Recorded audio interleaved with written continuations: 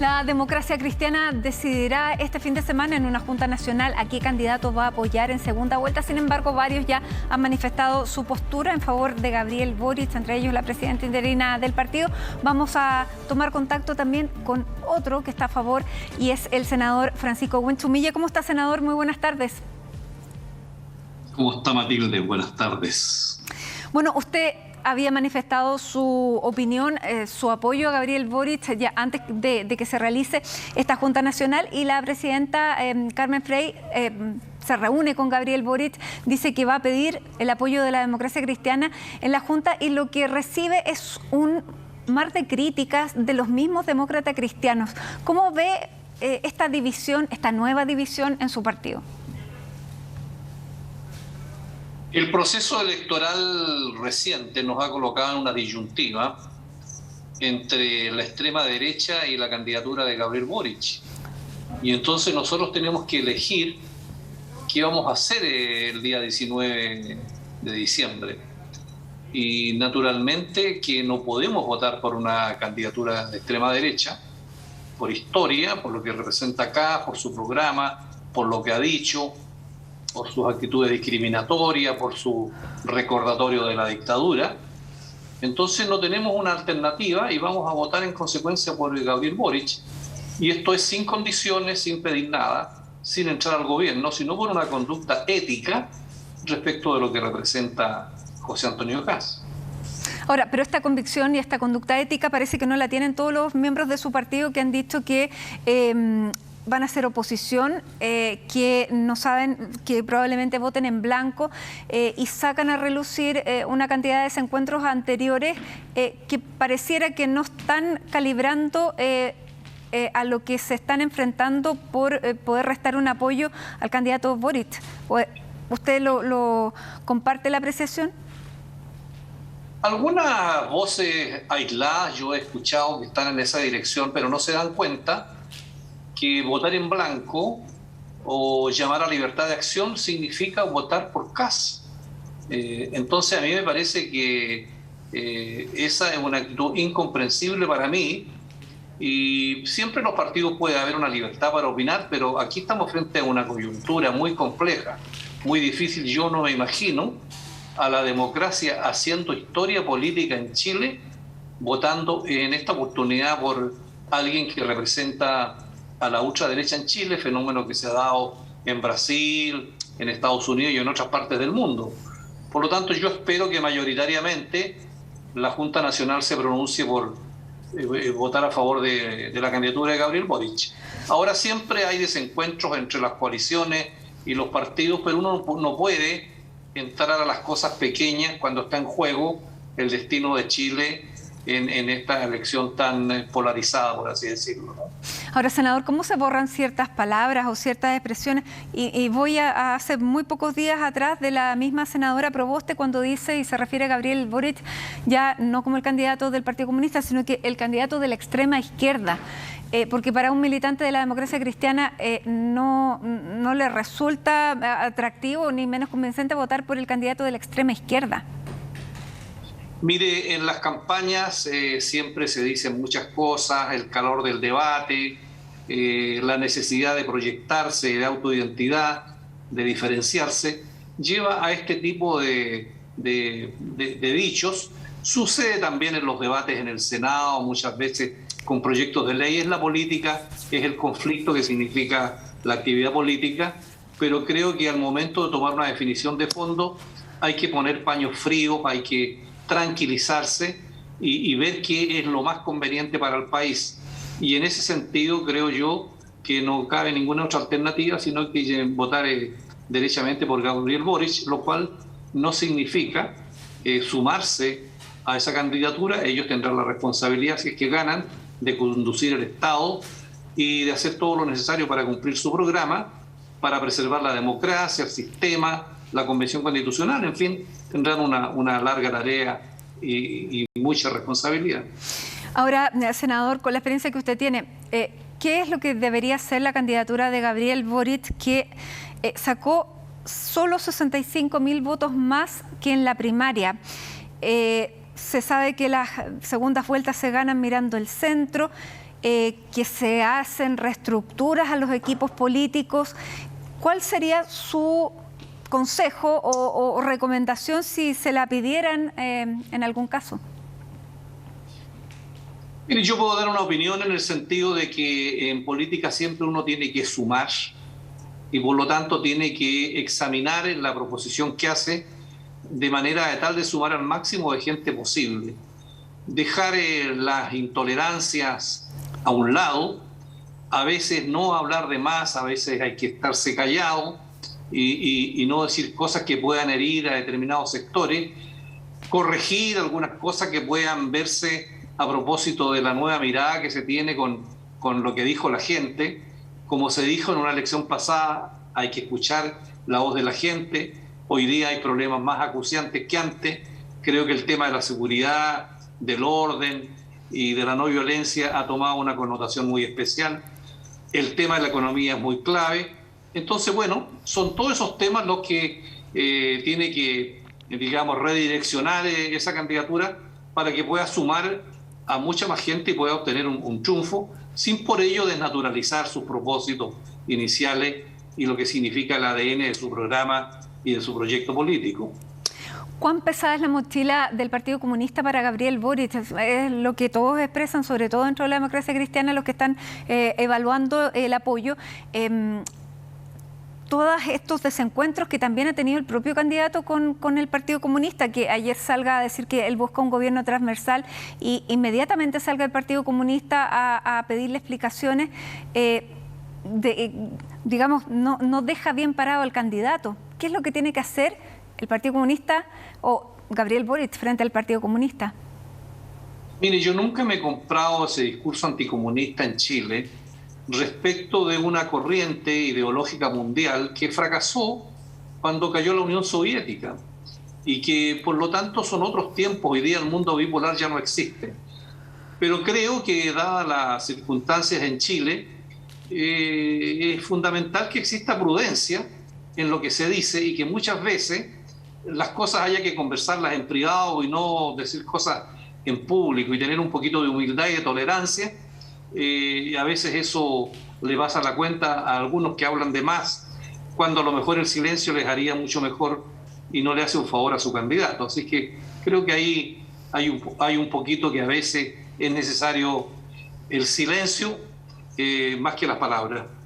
Senador, hoy día en esta actividad en La Pintana, Gabriel Boric, ahí junto precisamente a una demócrata cristiana, Claudio Pizarro, que es la alcaldesa de La Pintana, él decía, me bajé del árbol y llegué al territorio. Me bajé del árbol es algo parecido al escuché la voz de la gente, porque bajarse del árbol significa varias cosas, llegar al terreno, encontrarse con la gente y desde esa perspectiva también encontrarse con mucha gente que no votó por él, y me refiero, por ejemplo, a su zona, la Araucanía. Fíjese que yo no lo encuentro incompatible porque el árbol simboliza tener una mirada de altura y no de bajeza, o te da el horizonte, y entonces uno tiene una mejor perspectiva de lo que está sucediendo en todos los territorios, en todo el país. Pero bajar a terreno también significa entrar más en contacto con la realidad, con la cruda realidad que vive la gente, sobre todo los sectores más populares, que lo conoce muy bien la distinguida camarada y amiga Claudia Pizarro, ¿no? De tal manera que yo creo que es una buena combinación. Gabriel Boric ha sido fuerte su votación en la región metropolitana y en ciudades, capitales regionales, pero no dentro de las regiones propiamente tal. En el norte fue muy fuerte José Antonio Kast junto con Franco Parisi. En el sur ha sido muy marcado la preferencia por Kast. ¿Cuál es la recomendación para llegar a ese electorado? Mire, efectivamente nosotros tenemos en el sur un problema de violencia que yo no lo he negado y lo sufre la gente. Y en el norte tenemos todo el tema de migración. En consecuencia, yo creo que tiene que haber un discurso que permita compatibilizar el desarrollo y lo que el país necesita con la necesaria tranquilidad y el combate a la violencia y el tratamiento adecuado de lo que significa la migración en Chile, que es un fenómeno mundial, que siempre ha habido migraciones en la historia de la humanidad, que los chilenos también hemos sido migrantes en la dictadura, en Argentina en los tiempos pasados, y por eso se requiere un discurso clarificador respecto a ese electorado, tanto en el sur como en el norte, y creo que eso es lo que tiene que rectificar precisamente la candidatura de Gabriel, ¿no? Pero eso se hace, ¿es posible hacerlo en 27 días? ¿Eso se hace con un discurso? ¿Cuán creíble puede resultar un discurso de esas características cuando el discurso hasta ahora ha tomado otros temas? Es porque uno tiene que escuchar la realidad y analizar la realidad, hacerse cargo del nuevo escenario que tenemos en Chile, de lo que pasó en esta vuelta, de las preferencias de la gente y buscar una explicación por qué pasó lo que pasó. Esa es la sabiduría que tiene que tener una candidatura si es que quiere llegar no solo a la mente de los votantes, sino que también a su corazón, a sus emociones, a los sufrimientos que está teniendo, a la realidad que están viviendo. Entonces, esa es la tarea que tiene que tener rápidamente una candidatura si es que quiere ser competitiva y ganar en la segunda vuelta, para dar una respuesta a las inquietudes y necesidades de la gente en esos ámbitos. ¿Usted ha tomado contacto con alguna parte del comando de Gabriel Boric como para, no sé, tener que reciban insumos distintos? Bueno, siempre uno tiene amigos que están en ese ámbito con los cuales conversa, pero directamente con alguien del comando de Gabriel no he tenido ninguna conversación, salvo con el senador Juan Ignacio Latorre de acá del Senado y de otros personeros que están más bien en la periferia del Frente Amplio, pero no he tenido la oportunidad de conversar directamente con alguien del comando del... ¿Cuán pesado puede significar para Gabriel Boric incorporar a partidos, a personas que representan todo lo que ellos mismos renegaron, los representantes de los 30 años, de las políticas de entreguismo? ¿Es posible, sin, digamos, traicionar o defraudar al electorado que sí votó por ellos, para convencer a otros que todavía no han votado? Mire, aquí hubo distintas coaliciones compitiendo para la jefatura del Estado en Chile. El Frente Amplio es una coalición, ellos pasaron a segunda vuelta, ellos tienen su programa, la gente los eligió como una alternativa, ellos tienen que asumir su responsabilidad. El resto no estamos asumiendo ningún cargo, ni estamos pidiendo ninguno, no estamos asumiendo parte de la coalición, ellos tienen que asumir en consecuencia esa responsabilidad. Ellos ojalá ganen y tendrán que hacer su programa y su gestión política. Nosotros simplemente estamos dándole el apoyo frente a la disyuntiva que tenemos con tener al frente a un candidato como Kast, de tal manera que esa responsabilidad le corresponde asumir al Frente Amplio.